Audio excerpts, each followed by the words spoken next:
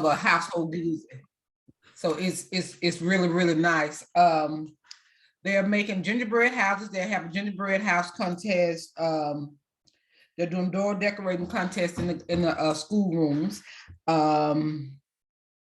The parents and guardians are invited to come out on Christmas Day to have Christmas dinner with them. And so then we have other daily things that encompass the staff as well as the clients. So we're doing a lot of things for Christmas this year.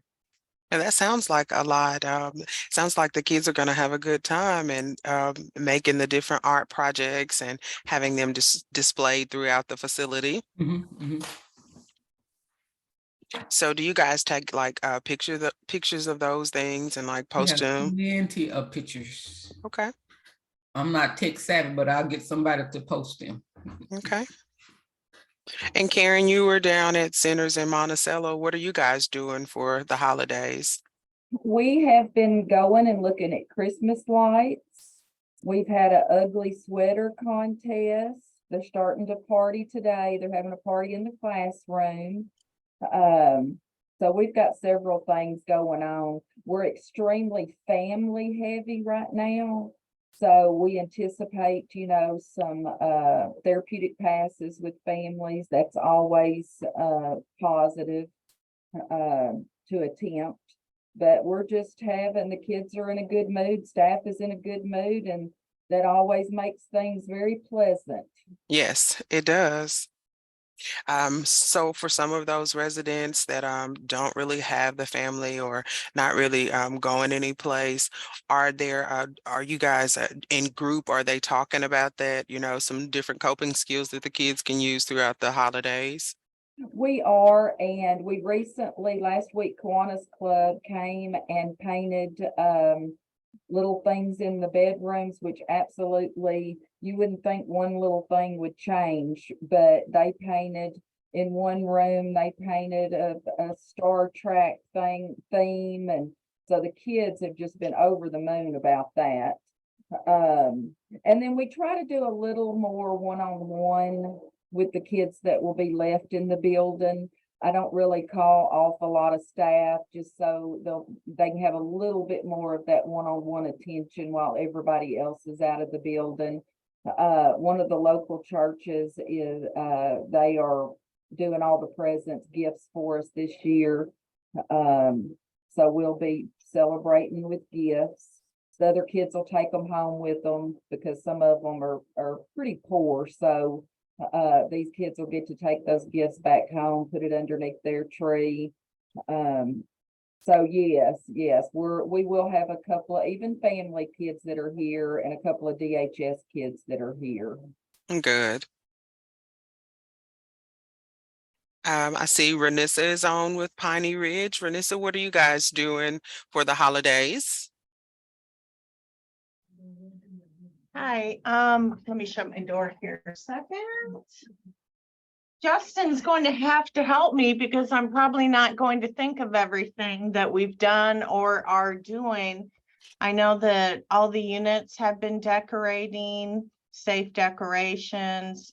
Let's see, we've had gingerbread contests with the residents. We've had caroling.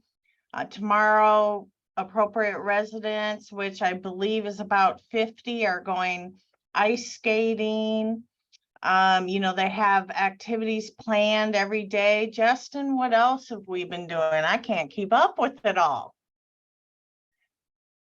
We had a holiday party for staff. We had an ugly Christmas sweater contest. We've just been doing lots of different things. Trish, help me out. We're having our holiday assembly today with awards for the kids for their grades and their behavior and their improvement that they've made. Gingerbread house contest. I don't know if y'all said that. The kids made some gingerbread houses. They looked really nice. We've just done a lot. We did caroling. The kids did some caroling. They were great singers. It sounds like you guys have planned a lot of activities. So I'm interested in the ice skating. So that's like something that they do that's available in your area during the winter time? We do. We have the Jones Center is an activity center for kids in the area, and they have ice skating and swimming and basketball courts and different activities that they do. Okay. Then, of Trish, did you course, talk we about our staff continue- party last night? Renissa mentioned we had an all-staff party last night, which was so much fun. It was had a catered meal by Outback, and we gave awards out to many people, a raffle. I did not win ugly Christmas sweater again, so I'll have to change my Christmas sweater. Yeah, we had a very nice time. The whole staff have been lit up about that this morning, talking about how much fun it was. It was great. And that's good to show them appreciation. As Charlotte was mentioning, that helps with the staff morale. This is just, times have changed so much. So we just want to make sure that you guys are doing things to keep your staff morale up. And, it always makes it the days so much better if your staff are, in a good mood and know that they have the support and their company is in their corner when they're doing their everyday jobs, because they have hard jobs. Absolutely. I think I really liked how we did it in that both shifts could come. We spread it out over the 2 shifts, and that way the day and the evening shift were both able to attend and participate, which made it really nice. We talk about the end of the year, so and thinking about the goals and things for 2023. Do you guys do refresher trainings for like SAMA training or whatever type of restraint trainings that you guys use? We're doing Handle with Care, and we are refreshing that every 6 months. Okay. We have just completed really retraining our entire staff to go to this new system, which is heavy in the de-escalation piece of it. And that's what we wanted to get to, with a lot of work on the de-escalation part. Okay. And so kind of, I may be putting you on the spot, Trish, but what are some of the techniques that you guys are, that's a part of this new training? Well, the techniques are early emphasis on noticing when there's escalation. So in that early stage, when it's just an autonomic response to some sort of trigger, we're going to offer support and provide the support in that area. And then when we get to the second stage, when escalation picks up, we may have to set some limits for kids. So we're teaching our staff how to set appropriate limits, those clear limits that are articulated articulated clearly, so kids understand what the limit is, not a limit that we're unable to enforce or that's been given that doesn't follow our policies. So we're really looking at those early signs. What does it look like when I'm escalating? It may just be that I'm fuming a little bit and clenching my fists. And then when I get a little more escalated, I'm using my verbal or acting out and making threats. So we're looking early on to de-escalate kids before we get to the top of that. And we're having to get to a point that we might have to provide a therapeutic hold. So that's what Handle with Care focuses on, the early intervention and also being the solid object. So it's much more likely that I'll be able to de-escalate a child if I have been the solid object to them, which means I've done what I said I'm going to do. I'm empathetic, I'm clear in my communication, I'm providing, I'm following the rules in a way that's compassionate. So those are kind of the 2 things about Handle with Care: early intervention and then being the solid objects to the kids that we work with. Thank you for that. And just in general, for any of the facilities that are on the call. So like upper management, when you're walking around and you see staff engaging with kids, do you guys provide feedback to them on, like the different techniques that they're using, or, give advice on something else that they may be able to use? Hey, Shay, this is, go ahead. Go ahead. No, I was just, go ahead. Go ahead. I'm driving. This is Helena from Forest City. I'm actually the SARMA instructor. So when we are definitely having a crisis situation or we see our residents escalating, all of our management, including our CEO, we're always hands on deck. And we do give live feedback during our staff debriefings, as well as sometimes with our client debriefings on identifying things that we could have done differently, or we, giving them a kudos and a high five when they're doing everything, following all the SAMA steps. SAMA really focuses on having the kids staff identify what's going on, and then asking them, what do you want?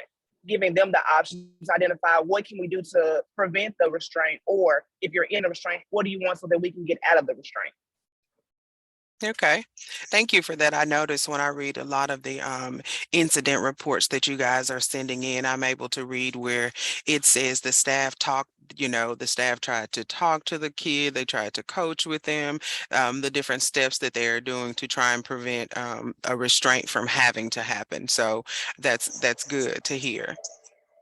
Thank you. And I was gonna say in our facility, that's probably one of our advantages is that our therapists are always out in the milieu. I'm out in the milieu, the nurse manager's out in the milieu. So we can instantly role model and instantly kind of not step on staff's toes, but just give them some direction. If they're not connecting with that kid, maybe another staff needs to come and interact with that kid. Thank you.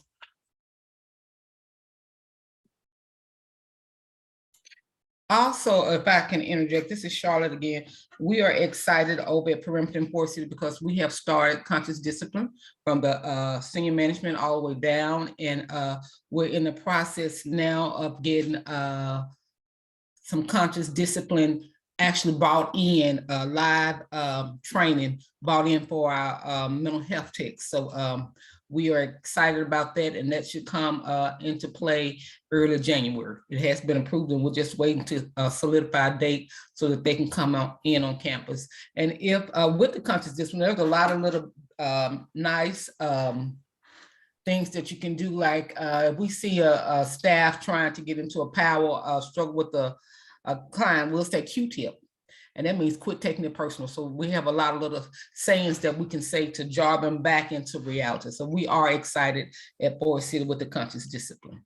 And thank you for speaking on that, because that was next on my list. I was going to put you on the spot and ask you how that, I know you guys have started to roll that out a little. So how has that gone from the management, you guys working with staff all the after that management has been training? done. The teachers are done. The program directors are done. The assistant program directors are done. The activity coordinators, the mental health tech team leads are half done. So we're trickling it down and we're winding up. Good. Then you guys should see some really different positive changes with the interaction between your staff and the residents there. Right, And right. then some, more positive interactions between upper management and staff in general. Right. I wanted to also talk about ELS, give you guys a chance to tell me if there are any concerns going on with entering your information into the system. I know there's been a couple of times where information has kind of disappeared. And so you guys are doing a great job with reporting that to your licensing specialist or to the program coordinator so we can get those issues resolved. I can tell you one thing that hasn't, you guys should be able to see your 521s now in ELS when you log in. You may not be able to print them, but you should be able to view them now.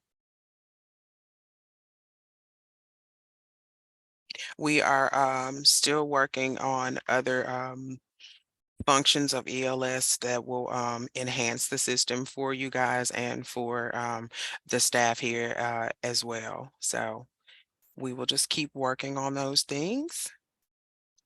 And mentioning ELS and the type of information that you're submitting, the reports are coming in and there's adequate data, the children's name, like all people involved in those incidents. If you reported to the child abuse hotline, all of that information you guys are entering. So I appreciate you guys working really hard to get that information into the system.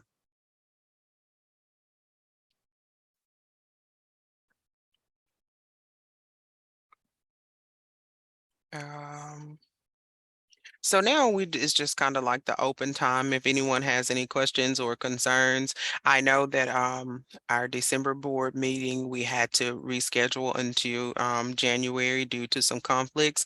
So there will be a January meeting and there will be a February meeting as well. And then after the February, we'll go back to our normal schedule of every other month on those board meetings.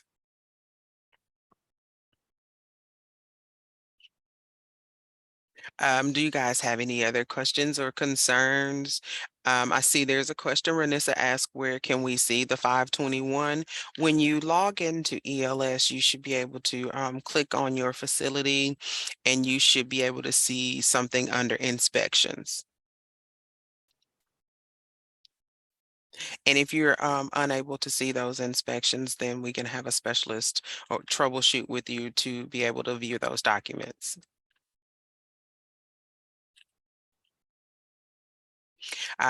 Also, I want to talk about there may be some reassignments of different specialists. We have a couple different, and we've incorporated a third specialist. So some of you guys may be receiving information from, her name is Michelle Sutton. She is a specialist that will be helping out some with our PRTF programs. So she may be assigned to some of you. Okay, Renissa, I've taken a note and I'll make sure we address that.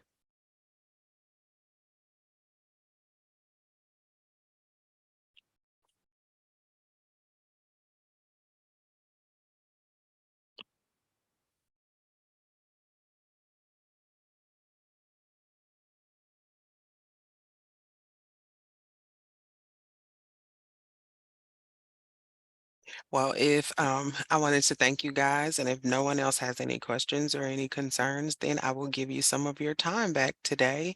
Again, thank you for participating in our monthly PRTF provider call. All right, thanks, y'all. Bye.